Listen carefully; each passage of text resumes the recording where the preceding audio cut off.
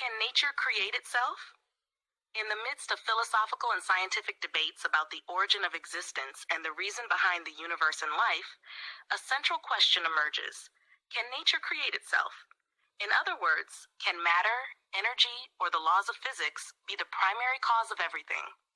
Answering this question requires a rational and logical exploration of the reality and characteristics of nature. First, the definition and nature of nature. In both philosophical and scientific contexts, nature refers to the material world we see around us, from the components of the universe to the physical laws that govern its movement and organization. It encompasses matter, energy, time, and everything present in the visible and invisible universe. However, upon contemplating the definition of nature, we realize that it is not a conscious entity. It does not possess will or awareness to make decisions or plan anything. Second, the principle of causality and its origin. 1.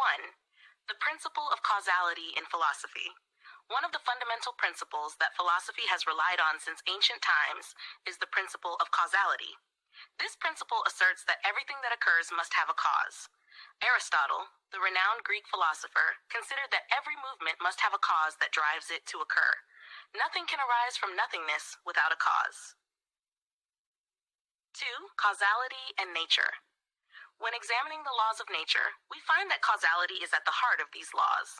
Every natural phenomenon has a cause, and every event depends on previous conditions and processes for it to occur. But here arises a critical question. If nature is subject to the principle of causality, can it be the ultimate cause of everything? Third, the contradiction of the idea that nature creates itself. 1. The impossibility of self-creation. The claim that nature created itself involves a logical contradiction. A thing cannot simultaneously exist and not exist. If nature did not exist at the beginning, how could it bring itself into existence? Creation requires a pre-existing entity to grant it existence. 2. The need for an external force. Immanuel Kant, the German philosopher, emphasized the impossibility of the universe being sufficient to explain its own existence. He believed that the universe's existence necessitates an entity external to it to bring it into being. This external force must be absolute, beyond the constraints of time and space that govern nature. Fourth, the laws of nature and their inability to explain themselves. 1. The laws of nature do not explain their existence. The laws of nature, such as gravity, energy, and motion, are systems that describe how nature operates. However, they do not answer the question of why they exist.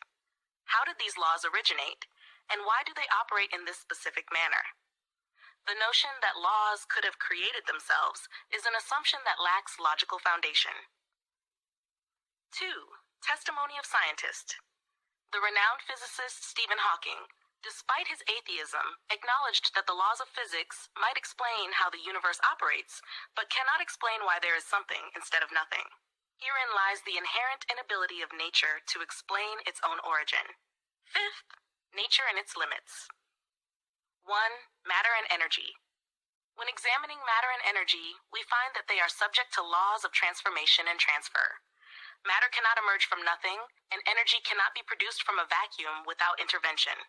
This indicates that matter and energy are incapable of explaining the universe's origin. 2.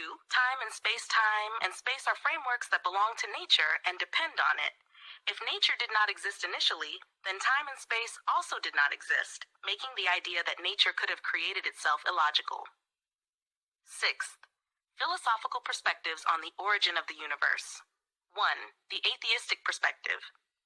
Some materialists argue that the universe is eternal, meaning it has neither a beginning nor an end. However, this perspective contradicts modern science, which has proven that the universe has a beginning and is not eternal. Consequently, atheism faces a dilemma in explaining the origin of nature. 2. The theistic perspective. Believing philosophers contend that nature requires an eternal and absolute creator, beyond the boundaries of time and space. This creator is not part of nature, but is the reason for its existence. Thomas Aquinas, for instance, considered the existence of nature as evidence of a creator who grants it existence and sustains it. 7th, science, experience, and faith. 1. The limits of science. Science, despite its ability to explain many phenomena, cannot provide a comprehensive answer about the origin of the universe. Science deals with phenomena that already exist but cannot explain their initial origin. 2. Faith and contemplation. Faith transcends the boundaries of matter, offering a comprehensive answer to the origin of the universe and nature. Religion does not contradict reason, but rather complements it. For instance, the Quran invites contemplation of the creation of the heavens and the earth as evidence of a wise creator. 8. Nature's testimony to the existence of a creator. 1. Precision and balance. The universe operates with extraordinary precision, from the movement of planets to the structure of atoms. This precision cannot result from random chance, but serves as testimony to a wise force that governs this universe. The laws of physics, which regulate everything in nature, work in a harmonious manner that makes life possible. How can this harmony be the result of mere coincidence without the presence of an orchestrating mind behind it?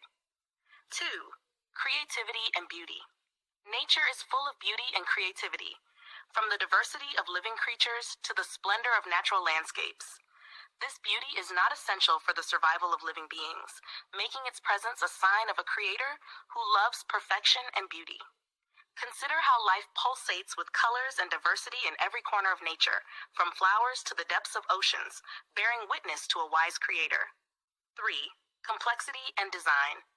Nature is not merely a random assembly of components, but a comprehensive system marked by complexity and organization. The intricacy of living organisms, such as the precise structure of DNA and the harmonious systems of the human body, clearly demonstrate that there is a designer behind this intricate structure. This intelligent design cannot be the product of chance, but stands as evidence of a knowledgeable creator. 9th, conclusion. Nature cannot create itself because it lacks consciousness and will, and is governed by laws that necessitate an external cause to explain its existence. Reason and logic point to the fact that the universe and nature require an eternal, absolute creator who transcends the boundaries of matter, time, and space. Acknowledging the existence of this creator does not contradict science or reason, but rather complements them, offering a comprehensive vision of why everything exists. If you enjoyed the video, don't forget to like, share it with your friends, leave a comment, and subscribe to the channel to get our latest videos.